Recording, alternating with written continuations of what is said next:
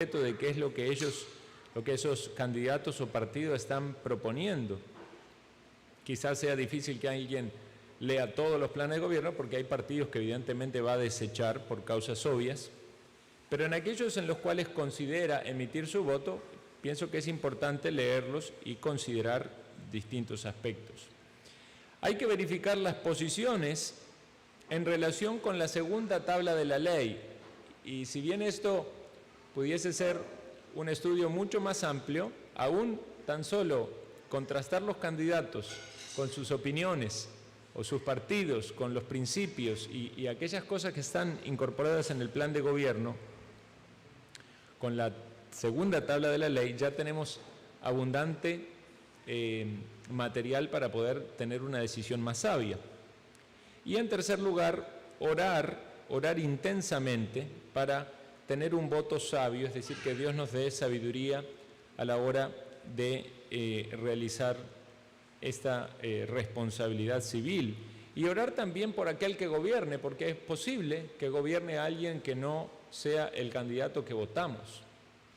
Y nosotros debemos orar como la Biblia nos manda para que vivamos quieta y reposadamente, en toda piedad y honestidad. Y es triste y doloroso cuando los candidatos o los candidatos electos para ejercer esos oficios no son personas que consideren la ley de Dios y la tengan en alto, pero aún así nosotros debemos orar por ellos y orar por el país, y orar sobre todo para que la palabra del Evangelio corra. Vimos también que es sumamente importante el uso de la ley, porque la ley refrena el pecado, sacude la conciencia del pecador y los lleva a Cristo, y es también una regla de vida, es decir, nos expresa la voluntad de Dios acerca de cómo debemos nosotros vivir. Entonces, la ley es muy útil, y lo dice la Escritura, que la ley es buena si se usa legítimamente.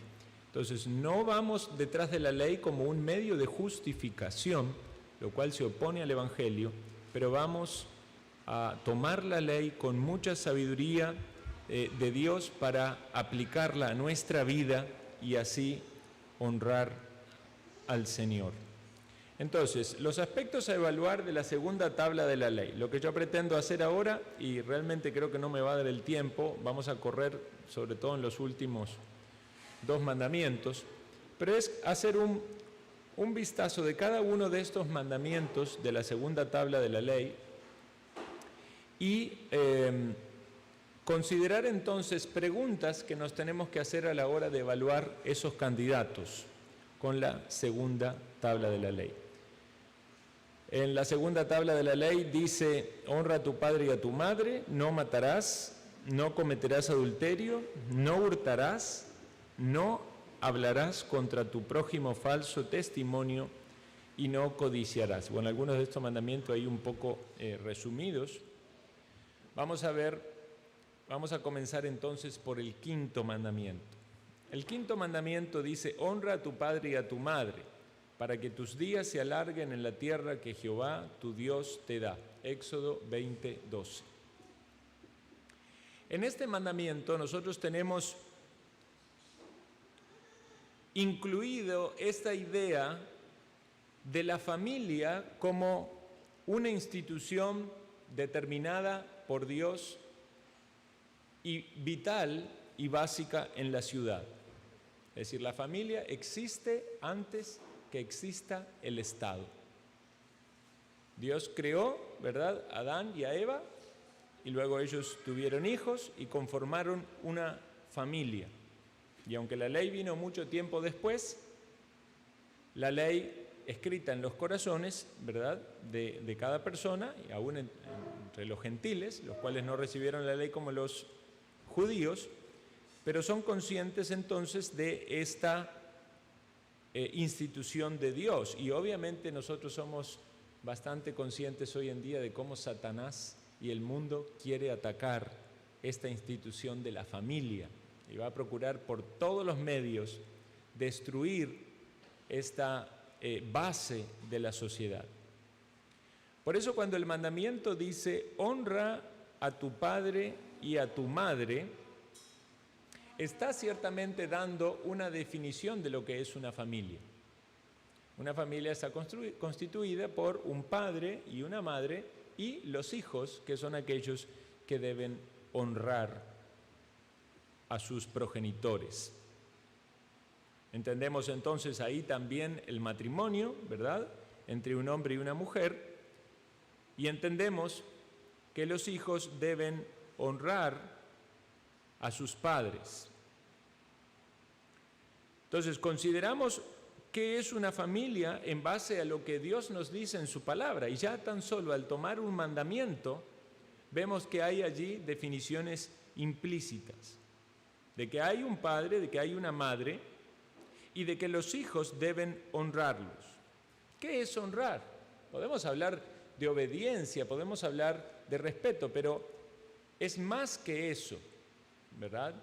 Estamos hablando de tener en estima a aquella persona que Dios ha puesto sobre cada uno de nosotros como progenitores y o guardadores o cuidadores, porque esto también aplicaría, digamos, a aquellos que fueron criados quizás no con sus padres biológicos. De hecho, la palabra padre en la Biblia se utilizaba también no solo para los padres, también para los abuelos, para los ancestros.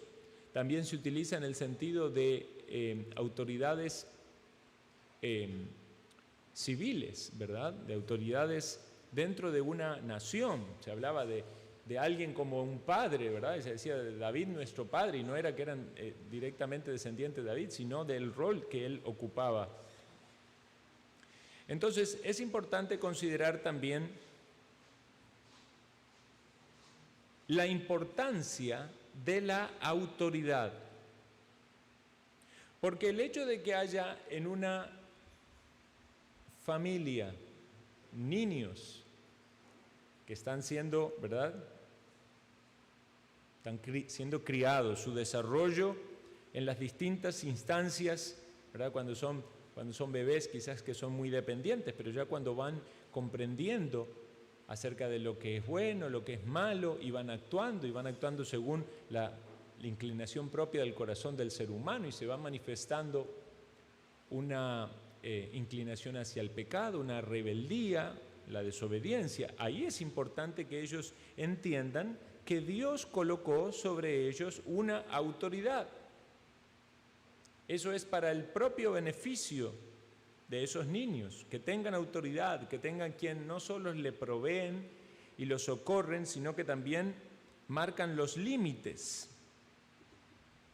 Entonces, este mandamiento también nos va a hablar a nosotros acerca de la importancia de la autoridad en la vida y de la importancia de la autoridad en la sociedad. Si usted va a las cárceles, y esto lo han dicho varias personas, ¿verdad?, que autores, predicadores, usted va a las cárceles y ve a las personas que están allí en las cárceles, los que han sido criminales, los que han sido asesinos o ladrones, la mayoría de los ilícitos, y aunque hay algunas excepciones, la mayoría de ellos tuvo un problema con el entendimiento de la autoridad. La mayoría de ellos ha sido afectado en su niñez por no haber tenido padres que le enseñaron límites. Y es por eso que desde su temprana edad aprendieron a vivir transgrediendo los límites en su entorno de autoridad más cercano, que es el hogar, y luego entonces pasan a una escala mayor, que puede ser, digamos, la escuela o el colegio, y luego a una escala aún mayor, que puede ser toda la sociedad. Entonces, un gran problema con el que se ha afectado a la familia es con las limitaciones que se ha puesto, ciertamente por toda la influencia de la psicología, ¿verdad? Y todas estas corrientes modernas, ¿verdad?, donde se considera que intrínsecamente el hombre es bueno, no es malo, y que no necesita ser corregido, no tiene que ser aplicado ningún tipo de castigo. Bueno, la Biblia nos enseña, ¿verdad?, acerca de la necesidad de instrucción y corrección, del uso de la vara. Nos enseña acerca de la importancia de que los que transgreden el pecado, ¿verdad?, en las niñez, tienen unos instructores y correctores cercanos, que son sus padres, que obviamente lo deben hacer con mucho amor, con mucho temor de Dios, no deben provocarlos a ira, pero deben dejar en claro que el pecado tiene consecuencias. Si tan solo este principio fuese valorado y considerado dentro de las familias de nuestra sociedad, cuán distinta sería la sociedad en la que vivimos. Pero no, más bien se habla de que no debe haber ningún tipo de castigo, ¿verdad?, de que hay que dejar a los niños que se expresen como son, y esto mismo pasa luego a la sociedad. Por eso hoy la sociedad, los criminales son impunes, por eso los meten quizás en la cárcel después de haber cometido un ilícito, tan solo para que coman, se alimenten y salgan a hacer peores maldades luego en la sociedad. Entonces vean cómo un mandamiento de la ley moral de Dios, que traza, digamos, algo que uno quizás no lo considera pertinente a la hora de pensar en la sociedad y en sus autoridades, pero vean cómo esto tiene una influencia tan grande. Este mandamiento también estimula a aquellos que ejercen la autoridad a actuar de manera tal de ser dignos de esa honra que Dios decidió darles. Porque Dios le dice a los hijos, honra a tu padre y a tu madre. Y entonces un padre y una madre que actúan en desobediencia a los mandamientos del Señor, se topan con un mandamiento que está ciertamente favoreciéndolos a ellos. Ahora imagínense un padre que no cumple su rol, no provee para su hogar, es un padre impío, es malvado, quizás es bebedor, quizás es... ¿Ese padre merece honra? Bueno, podría decir, no merece honra por todas las cosas malas que está haciendo. Por lo tanto, este mandamiento realmente tiene que ser un estímulo para aquellos que son receptores de esta bendición determinada por Dios, de decir, yo voy a ejercer mi función de manera tal de que al recibir esa honra, ciertamente no sea solo porque Dios lo dice, sino porque mi manera de actuar como padre o la manera de actuar como madre quiere glorificar a Dios.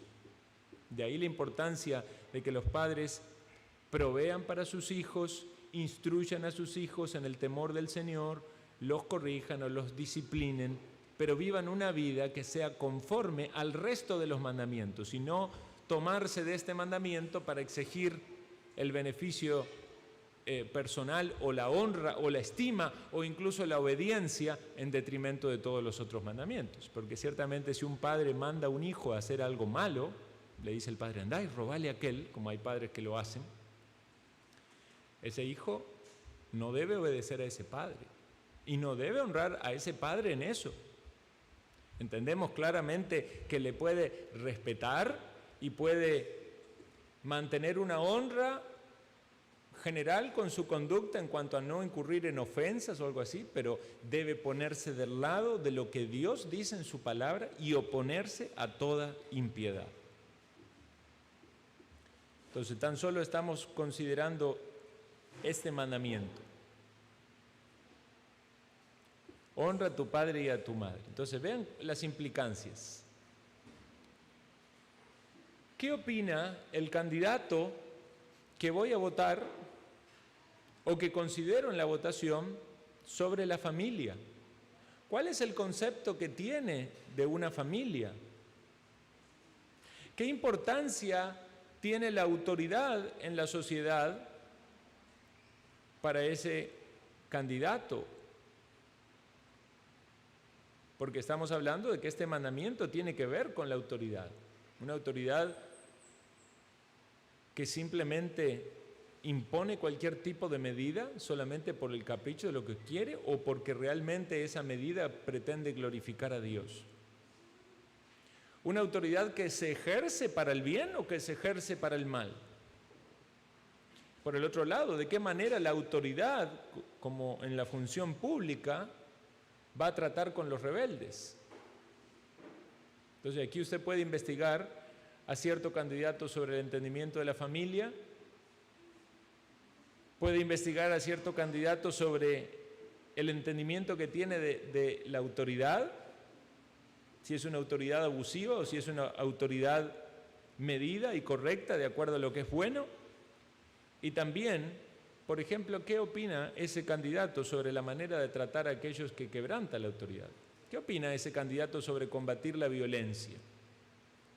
¿Qué políticas tiene ese partido para decir vamos a bajar el índice de criminalidad en este país, de robos? ¿Qué leyes van a proponer esos diputados para que los ladrones no salgan sueltos al mes porque no tienen lugar en las prisiones? ¿Se dan cuenta cómo todo influye? Más bien lo que se ven son algunos partidos diciendo, no, es que hay que sacar a los presos de las cárceles, porque ahí no están en condiciones humanas. Así, y después los que no están en condiciones humanas, ¿verdad?, de dignidad, son aquellos que no han cometido ningún ilícito y tienen que volver a sufrir. O sea, ¿qué política hay sobre la reincidencia del crimen? Vean cuántas cosas. Todo eso deriva de un principio de la autoridad y del castigo de la desobediencia. Vamos a pasar al otro, porque no nos va a dar mucho el tiempo. Hay muchísimo más para hablar detrás de todos estos mandamientos y sería bueno que en algún momento, como iglesia, hagamos un recorrido por los 10 mandamientos y podamos profundizar un poco más en cada uno de ellos. Ahora nos estamos enfocando particularmente en los candidatos y en su planteamiento o plan de gobierno y en sus propuestas en contraste con la ley moral. El siguiente mandamiento es no matarás, mandamiento número 6. Y así como está en el título, está en el mandamiento, bien corto, no matarás. Este mandamiento, dicen algunos eruditos, que realmente la palabra no fue bien traducida a la Biblia, porque no es no matarás puntualmente, de ahí algunos se toman para decir, ¿ves? No, la Biblia dice no matarás, entonces no hay que matar animales, no hay que matar vacas para comer, porque está mal, están quebrantando los mandamientos de Dios. No tiene nada que ver con eso. El mandamiento es no cometer homicidio, no asesinar, que no es lo mismo que matar. Por eso, digamos, en las guerras lícitas, nuestra confesión habla de guerras lícitas. En las guerras lícitas, aquellos soldados que matan no son culpados de homicidio delante de Dios. ¿Por qué? Porque están cumpliendo una labor nacional, civil, lícita.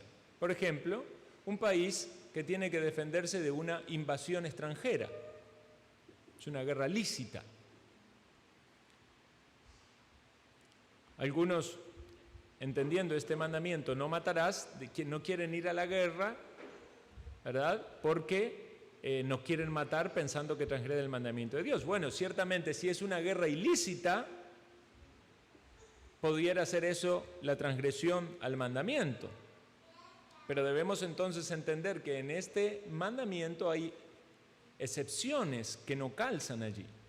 Por ejemplo, la Biblia habla de la pena capital. La pena capital o pena de muerte fue parte del gobierno de Israel en la teocracia. Y entendemos que era una manera de dar una retribución justa para aquel que cometía un acto de gravedad. Por ejemplo, el quitar la vida. El que quitaba la vida tenía un castigo que era que su vida le sea quitada. Entonces, la pena capital era algo aprobado en la teocracia y algo válido en la ley de Dios. De hecho, en Romanos capítulo 13, cuando se habla del gobierno civil, incluso pudiese ser un gobierno impío, ¿verdad? Dicen, no en vano tiene la espada. ¿La espada para qué? La espada para castigar, la espada para quitar la vida. Con una espada no era que le iban a ejercer algún tipo de castigo temporal, una tortura, no, era para quitar la vida. Jesús fue a la cruz, sufrió la pena capital, él fue justo, ¿verdad? Nunca quebrantó la ley de Dios. Pero sin embargo, los que estaban a su lado, ¿qué eran? Eran criminales, eran ladrones, eran homicidas. Y el lugar donde Jesús estaba era el lugar que le correspondía ¿a quién? A Barrabás, otro homicida. Entonces, la pena capital es el castigo justo para aquellos que hacen un daño en esta sociedad terrible. Y realmente el matar es un daño terrible porque la Biblia nos habla de la importancia de la vida. Dios es el dador de la vida y cuando Dios creó al hombre, lo creó a imagen y semejanza ¿de quién? De Él. Entonces aquel que mata está atentando contra la imagen y la semejanza de Dios. A Dios no lo puede matar, pero mata a un ser creado por Dios. Y obviamente esto no aplica a los animales de los cuales Dios nos da para comer, ni a las plantas, mucho menos, que son nuestro sustento, sino que esto tiene que ver entonces cuando hay un homicidio, cuando hay una acción de quitar la vida de una persona, de un prójimo, con un propósito o una intención, ¿verdad?, de maldad, de perjuicio. Incluso hasta había excepciones para los crímenes cometidos por accidente. Si usted lee la Escritura encontrará que había situaciones donde alguien podía morir de manera accidental. Y la ley autorizaba a la familia de alguien que había muerto por un crimen a tomar venganza de el que había perpetuado ese crimen. Pero en los casos de homicidios involuntarios, digamos que alguien estaba cortando con el hacha y volaba la punta del hacha y mataba al compañero, ¿verdad? Entonces esa persona podía huir a las ciudades de refugio y podía permanecer en las ciudades de refugio hasta la muerte del sacerdote para poder quedar luego libre sin la posibilidad de que tomaran venganza de él. Es decir, los familiares podían perseguirle para matarle, pero si llegaba a esa ciudad de refugio, ahí tenía la protección de Dios. Entonces esto, en la ley civil que Dios había determinado, era sin duda una protección para aquellos que habían actuado de manera involuntaria.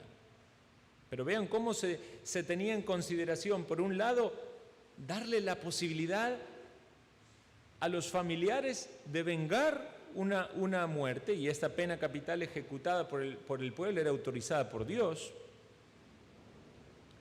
pero también se consideraba aquel que podía haber hecho algo sin intención. Ahora bien, este mandamiento no solo apunta a aquellos que realizan o perpetúan el acto en sí, sino también aplica a aquellos que tienen una participación intelectual o un planeamiento en esto. Pilato, aunque se lavó las manos delante de las personas, siguió siendo culpable del homicidio del Señor Jesucristo. La multitud que decía crucifícale siguió siendo culpable del sacrificio del Señor Jesucristo, aun cuando los que tomaron al Señor Jesucristo y lo pusieron en la cruz y clavaron sus clavos en sus manos y en sus pies fueron algunos pocos soldados romanos. Por eso después Pedro, cuando predica, le dice: vosotros matasteis al autor de la vida, vosotros matasteis al Señor. Entonces vemos que esto abarca no solo a aquel que realiza el acto, sino a aquellos que lo planifican o a aquellos que están de acuerdo con eso. Vean cómo esto también repercute en la influencia que tiene un gobierno, incluso los candidatos a la hora de votar, los ciudadanos a la hora de votar. Si usted le da el voto a alguien que luego va a estar a favor del asesinato, como por ejemplo es el aborto, o alguien que tan solo no va a castigar el asesinato y va a hacer caso omiso de los homicidas y no va a juzgarlo, eso nos hace también a los que votamos cómplices en ese homicidio. Por eso quiero que vean lo que dice Primera de Reyes, capítulo 21.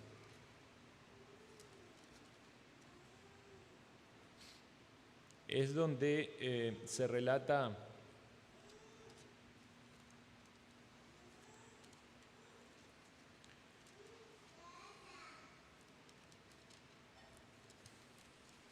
Primera de Reyes 21, donde se relata acerca de Acab y Jezabel y la viña de Nabot, esta viña que Acab deseaba o codiciaba, y su mujer Jezabel, viendo que no se la querían dar, tomó la determinación de mandar a matar a Nabot y dársela a Acab. Y ven lo que no vamos a leer todo el texto, pero vamos al versículo 15. Cuando Jezabel oyó que Nabot había sido apedreado y muerto, dijo a Acab: levántate y toma la viña de Nabot de Jezreel, que no te la quiso dar por dinero, porque Nabot no vive, sino que ha muerto. Y oyendo Acab que Nabot era muerto, se levantó para descender a la viña de Nabot de Jezreel para tomar posesión de ella. Entonces vino palabra de Jehová a Elías Tisbita diciendo: levántate, desciende a encontrarte con Acab, rey de Israel, que está en Samaria. He aquí él está en la viña de Nabot, a la cual ha descendido para tomar posesión de ella. Y le hablarás diciendo: así ha dicho Jehová, ¿no mataste y también has despojado? Y volverás a hablarle diciendo: así ha dicho Jehová, en el mismo lugar donde lamieron los perros la sangre de Nabot, los perros lamerán también tu sangre, tu misma sangre. ¿Quién mató? ¿Mató realmente a Acab?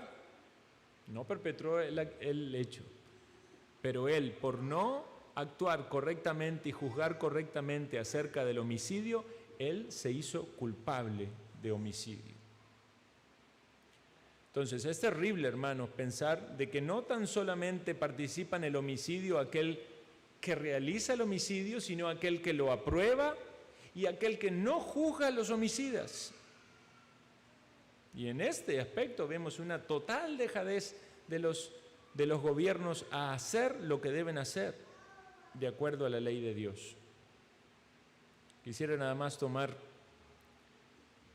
un poco de énfasis en este aspecto sobre el tema del aborto.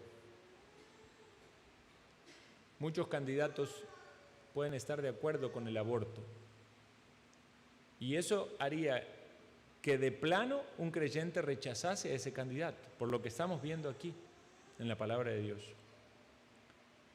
Algunos quieren argumentar en pos de que los bebés no son personas, ¿verdad? Realmente no pueden ser considerados personas hasta el momento del nacimiento. Bueno, algunos debaten las semanas. ¿Qué es lo que nosotros entendemos? Que Dios es el autor de la vida y del momento de la concepción hay vida. Y esa vida es de un nuevo individuo distinto a su madre, que está en el vientre de su madre y necesita hasta que madure para poder tener vida de manera independiente, pero ciertamente es otra persona. En Job 31:15 dice: el que en el vientre me hizo a mí, ¿no lo hizo a él? ¿Y no nos dispuso uno mismo en la matriz? O sea, es Dios el que da la vida, y esa vida desde el momento de la concepción ya está presente en el vientre materno y está en desarrollo. Salmo 139, 13, 16 dice: porque tú formaste mis entrañas, tú me hiciste en el vientre de mi madre. Te alabaré porque formidables, maravillosas son tus obras. Estoy maravillado, mi alma lo sabe muy bien. No fue encubierto de ti mi cuerpo. Bien que en lo oculto fui formado y entretejido en lo más profundo de la tierra. Mi embrión vieron tus ojos, y en tu libro estaban escritas todas estas cosas, que fueron luego formadas sin faltar una de ellas. Hoy en día Cuando una mujer está embarazada, ¿verdad? Va y se hace el ultrasonido y el 4D, ¿verdad? Pareciera ser que le están tomando fotos como si fuera ya un bebé que está en la cunita, ¿verdad? Ahí se le ve la carita. Y es maravilloso lo que hoy en día podemos ver, pero por mucho tiempo eso fue oculto para las personas. Pero no era oculto para Dios. Dios vio cada embrión y Dios es el que dio esa vida, y esa vida debe ser valorada y apreciada a los ojos de cada individuo como es a los ojos de Dios. Por lo tanto, qué terrible es caer en el pecado del homicidio. Qué terrible es. Ningún cristiano puede apoyar a un candidato que esté a favor del aborto. Algunos dicen, bueno, pero es que el aborto fue por violación. Puede haber sido por la causa que sea. Pero si es una persona que Dios formó, esa persona tiene que nacer, ese bebé tiene que nacer, hacer todo lo posible, y sabemos que ciertamente es triste, en muchos casos hay embarazos que no prosperan, estaba en los planes de Dios, que esa criaturita no venga a este mundo, ¿verdad? El Señor conoce el dolor que puede haber en cada matrimonio cuando un embarazo no avanza, pero también está el descanso y el consuelo del Señor en aquellos padres creyentes que han pasado, ¿verdad?, por una situación así. Pero si todo va en su curso natural, ¿verdad?, y esa criaturita sigue desarrollándose y nace en este mundo, digamos, qué gozo y qué alegría es poder ver ese regalo, esa imagen de Dios en esa persona a la cual Dios le dio vida. Entonces, consideremos este mandamiento a la luz de una decisión que es moral. Usted le pregunta a cualquier candidato, ¿usted está de acuerdo con el no matarás? Todos van a decir que sí, pero cuando usted empieza a profundizar un poco más, ¿qué es lo que entiende por el homicidio? ¿Qué es lo que entiende de la vida? ¿Qué es lo que piensa sobre la necesidad del castigo del homicidio? Y ahí nos vamos a dar cuenta de que no todos están de acuerdo de lo que la ley de Dios dice.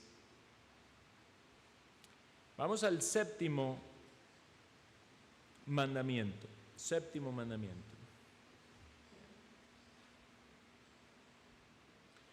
El séptimo mandamiento dice: no cometerás adulterio.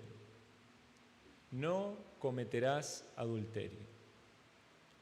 Y ciertamente esto se ha dejado dentro del campo de las libertades individuales, porque el adulterio en el antiguo pacto del pueblo de Israel era también castigado con la pena capital. En las sociedades que nosotros vivimos, eso respecta a la vida privada, individual de las personas, y no hay un castigo civil por cualquier pecado en cuanto a la moral sexual de cada ciudadano. Pero entonces nosotros tenemos que considerar, a la luz de este mandamiento, cómo la posición de determinados candidatos sobre la sexualidad puede afectar a la sociedad en sí. Cuán cercano o cuán lejano están en su entendimiento acerca de la sexualidad y cómo pueden llegar a utilizar esa posición de autoridad para alejar más a la nación o al país o acercar más a la ley de Dios. Entonces, evidentemente el mandamiento no cometerás adulterio nos habla de pureza sexual. Nos habla de que la sexualidad es parte del diseño de Dios y lo que Dios ha determinado para el matrimonio, y ese es su marco lícito. Y obviamente tiene que ver con el propósito de Dios de la reproducción, pero también con la intimidad y el deleite de la unión en el matrimonio. Entonces debemos comprender esto y la profundidad de este mandamiento, que Jesucristo lo explicó cuando dijo que el transgredir este mandamiento no es solamente el acto físico de la inmoralidad, sino que también está en la mente y en el corazón. Cualquiera que mire a una mujer para codiciarla ya adulteró en su corazón. Y esto aplica tanto para hombres, para mujeres. Podríamos hablar de la terrible situación que vive nuestra sociedad desde que ya el mundo, ¿verdad?, fue avanzando en su liberación de parámetros quizás tradicionales y algunos le pueden llamar religiosos o culturales, pero tan solo es alejarse de los marcos de la palabra de Dios y entonces cada vez fue más abierto todo este bombardeo de inmoralidad sexual, de provocación, de erotismo, de sensualidad. Con las tecnologías cada vez es más accesible el contenido a cosas perversas. Y no solo ha contaminado a los impíos de este mundo, sino que también ha contaminado a muchos cristianos y ha llenado la mente de muchos hijos de Dios, y muchos hijos de Dios han tenido que batallar y tienen que batallar para mantener una sexualidad pura a la luz de toda la influencia que hay en este mundo tan negativa. Bueno, ciertamente, si tan solo uno tiene que controlar la mirada, ¿verdad?, de no codiciar, pero cuánto más cuando vemos todo el ataque que hay en las redes, en la televisión, en el internet, todo esa corriente, ¿verdad?, que quiere llevar, obviamente, del mundo, ¿verdad?, de Satanás, y que quiere seducir la carne para que el mundo viva por el placer sexual. Gálatas 5:19 dice: manifiestas son las obras de la carne, que son adulterio, fornicación, inmundicia, lascivia. Y sigue la lista, pero aquí se enfoca en estos actos carnales de pecaminosidad en el área sexual. Realmente es algo terrible. Y los cristianos debemos luchar por permanecer en pureza. Honroso sea el matrimonio, dice la Escritura, y el lecho sin mancilla, porque a los adúlteros y a los fornicarios los juzgará Dios. Pero vemos que la sociedad no solo tropezó en el adulterio, sino que desde los inicios de la sociedad, y hoy lo vemos con mucho más claridad, esta degradación fue avanzando, y dice en Romanos 1:26, Dios los entregó a pasiones vergonzosas, pues aún sus mujeres cambiaron el uso natural por el que es contra naturaleza, y de igual modo también los hombres, dejando el uso natural de la mujer, se encendieron en lascivia unos con otros, cometiendo hechos vergonzosos hombres con hombres y recibiendo en sí mismo la retribución debida de su extravío. Y como ellos no aprobaron tener en cuenta a Dios, Dios los entregó a una mente reprobada para hacer cosas que no convienen. Y esto es una descripción de la pecaminosidad humana, y uno puede decir, pero esto es tan actual. Sí, es tan actual. Pero también la tierra fue destruida porque la pecaminosidad del hombre y la maldad llegó hasta el extremo. El pecado conocido como la sodomía, ¿verdad?, o la homosexualidad, o el lesbianismo, y todas las perversiones que están relacionadas con eso, ¿verdad?, el transgenderismo,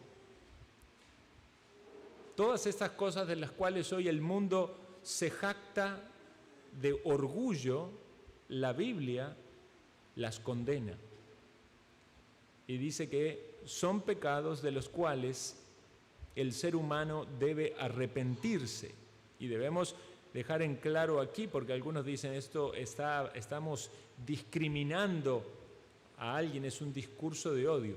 Debe arrepentirse tanto el que es homosexual como el que es mentiroso, como el que es borracho, como el que es codicioso. Pero debemos también notar que en el área de la sexualidad hay escalones de degradación. Y es por eso que tenemos que hacernos esta pregunta a la hora de votar. ¿Qué entendimiento tiene determinado candidato o partido y de qué manera ese entendimiento se ve reflejado en ese plan de gobierno sobre el tema de la sexualidad? Porque por eso es que hoy en las escuelas enseñan cosas aberrantes y muchas más van a enseñar si los candidatos que pasan a ser gobernantes y los diputados que están allí promueven más todas estas ideologías de género, estas perspectivas de que cada uno es lo que quiere ser. Si quiere ser hombre, es hombre, si quiere ser mujer, es mujer. Que pueden elegir el sexo, eso es aberrante, Dios lo determinó. Varón y hembra los hizo. El sexo no se cambia, el sexo es el sexo biológico y el género es el que es del sexo. O sea, lo que Dios determinó para usted es lo que usted es. Y a menos que haya algún caso particular por algún defecto congénito que es el 0,000001%, las personas tienen un sexo. O es hombre o es mujer. XX o XY, como dirían en los genes. Y eso es claro por la biología, pero esta mente reprobada quiere torcer las cosas reales para hacer creer a las personas fábulas, ideas y distorsiones que provienen del mismo infierno. Considere entonces usted, estimado hermano y amigo que escucha esta instrucción, con suma importancia, cuál es el entendimiento que el partido que va a votar o el candidato que va a votar tiene sobre la sexualidad. ¿Está de acuerdo con los cambios de sexo? ¿Está de acuerdo con las terapias hormonales? ¿Está de acuerdo de que hombre y mujer se casen? No importa lo que se ha aprobado y lo que puede cambiar. ¿Está de acuerdo de que un hombre y un hombre se casen? Eso no es correcto a la luz de la palabra. O una mujer y una mujer se casen. O que homosexuales adopten niños. Señor nos libre de seguir avanzando en este camino de sodomía por el que va el país. Y puede haber un freno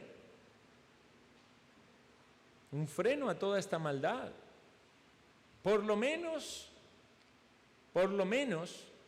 no vamos a decir que vaya a imponerse un gobierno cristiano, algo de lo cual estamos sin duda muy lejos, pero por lo menos un gobierno que respete la autonomía de la familia y a la familia en la instrucción de la sexualidad y no se inmiscuya en lo que no le compete. Vamos al siguiente mandamiento, número 8. No hurtarás. No hurtarás. Partiendo de este mandamiento, queridos hermanos, debemos entender de que implícitamente el Señor está allí considerando válida la propiedad privada.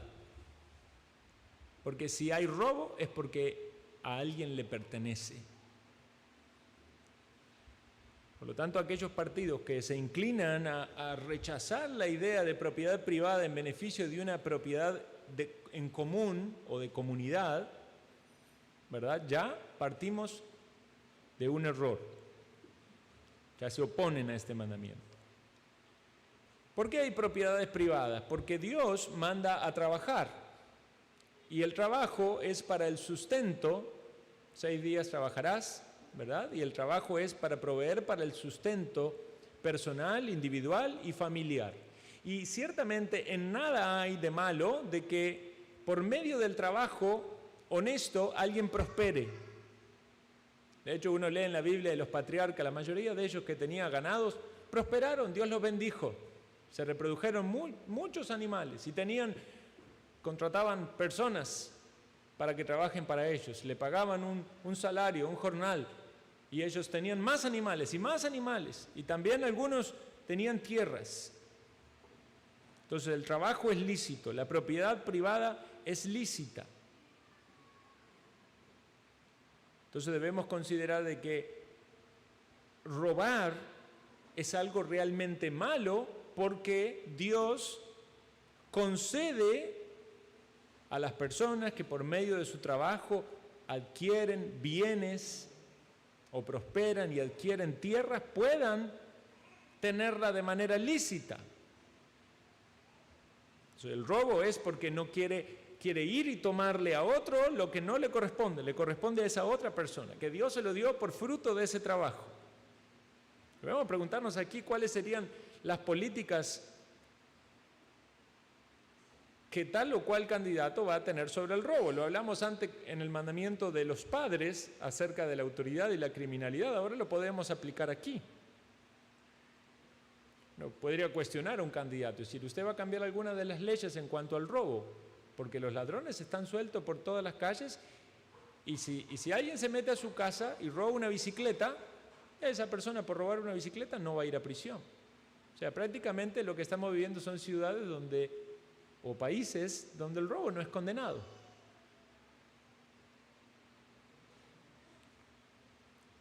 Si alguien incluso roba, un robo donde hasta situaciones peligrosas, donde una situación trágica, donde pone a alguien en una situación de tensión con un arma o algo así, a la semana salen. ¿Cuál es la política que va a tener ese candidato o ese partido sobre eso? Esto es algo que a la sociedad le preocupa. ¿Cómo puede ser, hermanos y amigos, que los que están libres vivimos tras las rejas y los que deben estar tras las rejas están libres? Eso no es una sociedad que ha considerado la ley de Dios y por eso está padeciendo las consecuencias. También sobre el tema del robo debemos considerar que ciertamente los políticos y los estados y los sistemas políticos han favorecido el robo desde el mismo gobierno. Y quiero hablar aquí de el impuesto como un robo. No voy a decir que todo impuesto es un robo, porque ciertamente la Biblia autoriza a los gobiernos, a los estados o a los gobiernos a cobrar impuestos. Por eso dice, pagad a todos lo que debéis. Al que honra, honra, al que impuesto, impuesto, al que tributo, tributo, ¿verdad? Lo que debemos preguntarnos es, ¿cuáles son los impuestos que son lícitos de acuerdo a la ley de Dios? Porque ciertamente, cuando un gobierno aplica impuestos que no son impuestos lícitos, ¿qué es lo que está haciendo? Está robando. O sea, es el robo institucionalizado. Y es un robo también por medio de la fuerza, porque si el que no paga un impuesto tiene que sufrir un daño, ya sea un castigo o una sanción, o le quitan una propiedad o lo ponen preso, entonces también allí hay un uso de la fuerza injusto. Entonces, este es un tema que da para bastante tiempo de hablarlo, pero debemos preguntarnos también cuál es la política que tiene tal o cual partido acerca de los impuestos, porque ciertamente para algunos partidos y para algunos candidatos, cada necesidad que hay en el pueblo debería ser solventada con un impuesto. Esta idea de justicia social, que no es otra cosa que injusticia social, tristemente, lo que dice es que las políticas deben ser redistributivas. ¿Qué significa eso? Vamos a sacar por obligación de impuestos en los recursos de la gente que tiene, no importa, algunos tienen mucho, otros tienen poco, podemos decir, pero se lo vamos a dar a otros que a parecer del gobierno tienen menos. Entonces hay un montón de injusticias por causa de esta redistribución que en su primer pantallazo, primera óptica, pareciera ser algo más justo, más equitativo. Pero aquí es donde debemos detenernos, hermanos, y de esto vamos a hablar más en la próxima lección, que es acerca de cuál es el rol que Dios le da al gobierno. Dios manda al gobierno para que sea un administrador de la equidad de las naciones. No. Dios no manda a los gobiernos a redistribuir. Es cierto que los cristianos debemos aplicar de caridad y dar al pobre, sí es cierto, pero Dios no manda a los gobiernos a hacer caridad y mucho menos caridad con el dinero ajeno.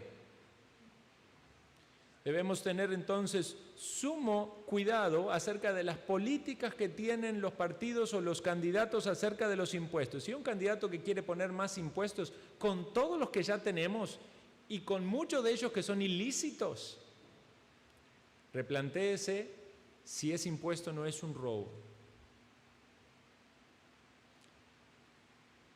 Porque entonces, si usted vota a ese candidato, usted está a favor de que un candidato que le va a robar esté allí. O un candidato que va a robar a la nación y la va a hacer más pobre esté allí. El tiempo se nos pasa muy rápidamente y no podemos correr tanto, pero voy a terminar rápidamente con estos dos que están allí como resumidos. El 9... No hablarás contra tu prójimo falso testimonio. Debemos considerar aquí la importancia del valor de la palabra. ¿Cómo puede ser que haya candidatos que hasta están manchados con corrupción y con un trasfondo de mucha falsedad, ¿verdad? Y todavía quieran gobernar. ¿Cuál es la política que tal partido o gobierno plantea acerca de la corrupción? Porque si hay algo que realmente ha manchado tanto a los países latinoamericanos es la corrupción. Es que aquellos que están en el gobierno hacen negocios para sí mismos. Este tipo de corrupción ciertamente es terrible, porque no solo es que la persona se benefician, ¿verdad? Lo cual implica muchas veces también caer en ese pecado no codiciarás, es el uso de su posición para el beneficio propio, para sus tejes y manejes personales, sino que muchas veces esto es a costa de los recursos del pueblo. O sea, no es solo que se quedaron con el dinero, sino que ese dinero era para que haya más policías en la calle, ¿verdad? O para que ese camino no esté todo lleno de huecos. Entonces, la validez de la palabra y la actitud acerca de la codicia. Hermanos, vemos esto muy rápido, pero tan solo con esto que vemos de la segunda tabla de la ley, si usted se detiene a considerar cada uno de estos puntos y empieza a pensar en esos candidatos, no solo en sus vidas respecto a esto, porque ellos pueden llegar a ser impíos, sino en el plan de gobierno que tienen para esta nación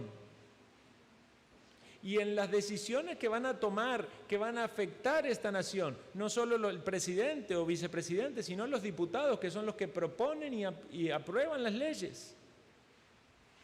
Ahí nosotros podemos considerar y decir, este candidato está muy alejado de la ley de Dios, este está un poco más cerca, este tiene algunas cosas buenas y otras negativas. Pero nuestra responsabilidad debe ser considerar a aquel que más temor de Dios tiene y decide hacer las cosas más acorde a la ley de Dios. Y debemos hacer esta aclaración. No siempre aquellos que se dicen cristianos son los que tienen el entendimiento correcto de hacer las cosas conforme a la ley de Dios. Bueno, ciertamente muchos cristianos van a defender por lo menos los valores de la vida y de la sexualidad o de la familia, y eso es un gran avance. Pero no debemos pensar que solamente por el hecho de que se autodenominen cristianos significa que tienen todo el entendimiento de la ley de Dios y de las implicancias de la ley de Dios para el gobierno civil, el gobierno de una nación o para proponer las leyes o rechazar las leyes en una nación. Dejamos nuevamente las tareas. Nos queda una lección más y vamos a hablar del rol del gobierno. Nos vamos a meter un poquito más en el rol del gobierno, de acuerdo a la palabra de Dios. Entonces le dejo una vez más las tareas. Lea el plan de gobierno del partido por el cual piensa votar. Evalúe todas estas cosas que dijimos acerca de la autoridad, del robo, ¿verdad? Del homicidio, ¿verdad? Del adulterio. Todas estas cosas, ¿cómo afectan? Pueda entonces usted tener una claridad al respecto acerca de ese candidato y ese partido y orar intensamente para tener un voto sabio. Hagamos una oración y pasamos al receso. Señor Dios, suplicamos, Padre, que tú tengas misericordia de esta nación. Hemos pecado y nos hemos alejado de ti y de tu palabra como nación.